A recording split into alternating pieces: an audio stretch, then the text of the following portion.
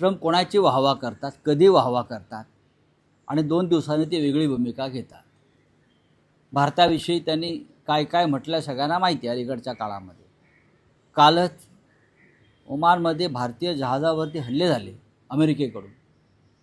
आमचे 2 जवान ठार झाले, 2 लोक ठार झालेत. आमचे तेल टँकर उडवले. ही वाहवा आहे का? आणि त्या संदर्भात नरेंद्र मोदींनी, प्रधानमंत्र्यांनी एक चकार शब्द काढलेला नाही. कुठल्या तरी एका अधिकाऱ्याला म्हणे बोलवला अमेरिकेच्या आणि निषेध व्यक्त केला. आमच्यावरती हल्ला केला, आमच्या जहाजावर आमचे 2 लोक ठार मारले अमेरिकेने आणि निषेध कसला व्यक्त करताय? हां, 2014 साली खऱ्या अर्थाने देश दुचक्रांना बाहेर पडला असं मोदींचं म्हणणं आहे. त्याच्या अगोदर काँग्रेसने वाटोळं केलं होतं. 2014 पासून हा देश खऱ्या अर्थानं दुष्टचक्रात सापडला.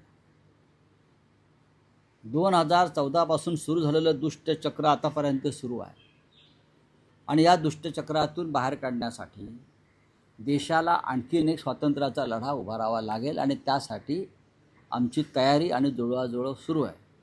देशाला एक नवा लढा उभा करावा लागेल या दुष्टचक्रातून.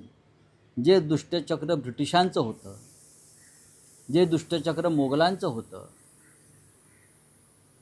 त्याच पद्धतीनं दिल्लीमध्ये नव्या घाशीराम कोतवालांचं राज्य सुरू आहे आणि घाशीराम कोतवाल देशाला लुटत आहे.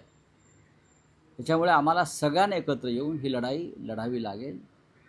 मोदींनी काँग्रेस मुक्त भारताची घोषणा केली आणि अख्खी भ्रष्ट कपटी कारस्थानी काँग्रेस ज्याला असं ते म्हणतात, की अख्खे काँग्रेस त्यांनी स्वतःमध्ये सामावून घेतली.